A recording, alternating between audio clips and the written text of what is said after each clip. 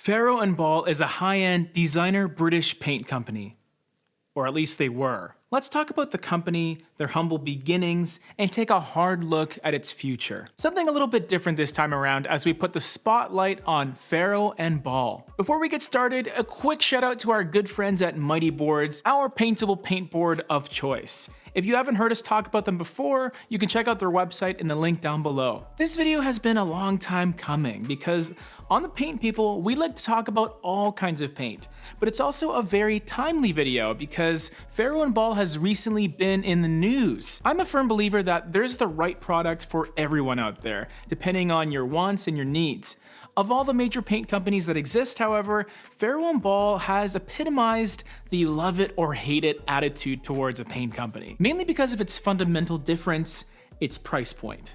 The paint's not cheap, but what I hope to touch on in this video is Farrow and Ball a good value? The company has existed for nearly 80 years, and it started as a company that worked to replicate some of those timeless colors that were used on many historical buildings in the United Kingdom. Because the original founders were both involved in chemistry, their focus from the very start was the quality of the paint itself. Using high levels of pigment and fewer additives, they opted to maintain their product's integrity as time went on. If you know anything about Farrow and Ball, you know that it's not your average paint company. While some companies provide you with every single product that you can conceivably want or need for every project, Farrow and Ball takes a much more focused approach to paint manufacturing. There's not really a ton of products, there's not the most massive selection of colors either, and there's no tinting. If you want to go get a gallon of Farrow and Ball paint right now, their products all come pre-mixed. This little detail comes with some advantages as well as some pretty serious cons,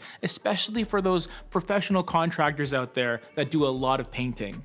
The pro is essentially you remove that layer of potential human error in the tinting process. Whenever a can of paint is mixed, a paint professional needs to get the formula for that color, get the corresponding paint base that goes with that color, dispense the color into that base, and that's hoping the tinting machine is calibrated properly and there weren't any clogs in the machine that could impact the color, and that's just 1 gallon. If you need to repeat this process over and over with a few cans, or maybe you want to get that same color that you got a couple years ago, you have those extra little steps that could result in a slightly different color.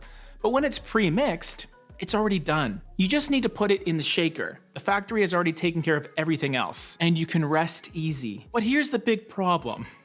If your paint store doesn't have that color in stock, there's really nothing you can do. It also means you need to make sure that they have the color you need in the finish you want, unless you don't mind having one random eggshell wall in your extremely matte finished room. And speaking of finishes, let's talk about what Farrow and Ball has to offer, because to me, it's another one of their major differences that they have company-wide. Being a designer paint that's a bit boutique and niche in nature, there is a pretty significant emphasis on aesthetics with Farrow and Ball. It's personal preference, but I'm personally a pretty huge fan of not only the colors that Farrow and Ball has to offer, but also the finishes. Again, not a ton of options, but let's quickly break it down. The two major interior lines are the Estate line and the Modern line. You have Estate Emulsion, which is the quintessential Farrow and Ball finish to me. It's extremely flat. It's even described as being chalky on their website, and it's advertised as having a 2% sheen level, which is extremely low. The lower the sheen level is on your walls, the less light that's going to shine off of it, and this is absolutely crucial if you're trying to hide wall imperfections in an older estate, for example. The Estate line, more appropriate for those more historic estates. Who would have thought? The Estate Eggshell comes with a 20% sheen level. This is quite a bit shinier in contrast. While you would normally think of an eggshell finish being on walls, the Estate Eggshell tends to be classified as the trim or the woodwork finish within the line. And it would obviously be useful on walls too if you didn't mind that extra bit of shine. As beautiful as the combination of those two products are, there's a reason that Modern Emulsion and Modern Eggshell exist. The Modern line. Both finishes in the Modern line are shinier, point blank. Modern Emulsion is 7% instead of 2% sheen, and Modern Eggshell has a sheen of 40% instead of 20%. The main benefit of going with a shinier finish is you end up getting a lot more durability and washability. Farrow and Ball even claims that Modern Emulsion paint is scuff resistant and is suitable for high moisture areas like bathrooms and kitchens. They make it really easy because to me, it's pretty obvious that the estate line caters more towards appearance, while the modern products are more appropriate for a modern family that has kids and pets and stuff.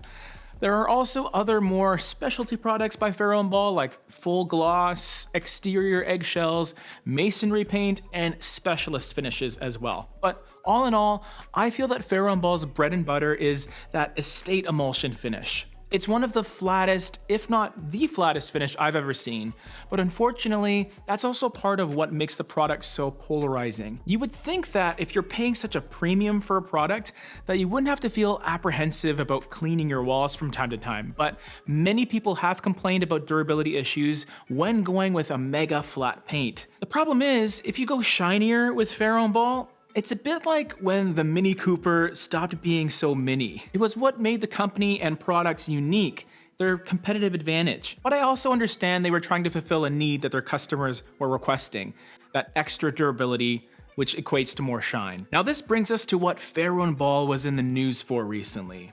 It turns out that the proud British-owned company is no longer British technically, and actually hasn't been officially British for a while, but it's surprisingly remained a family business for many, many years. Just this month, it was purchased by the Danish company Hempel. So what does this mean for Farrow & Ball? Should you be concerned that the company is going to disappear? Should you stock up on gallons of Hague Blue before the company goes under? I can't predict the future, but I think the company is fine. The company that purchased it specializes in paint and other coatings, and is also several decades older than Farrow & Ball, so I think they're in good hands. What are my thoughts on Farrow & Ball paints today? I feel they definitely have a place in our little paint world. Their products are not for everyone, but they do fit nicely into that more niche or boutique segment of customers that love their rich colors and gorgeous finishes. And even though the company is no longer a family business, I really feel like they continue to do a great job at preserving their rather interesting heritage and fascinating history. Here's a color by them right over here. If you want more information on Farrow & Ball or maybe feature a different company, let me know down below. See you soon.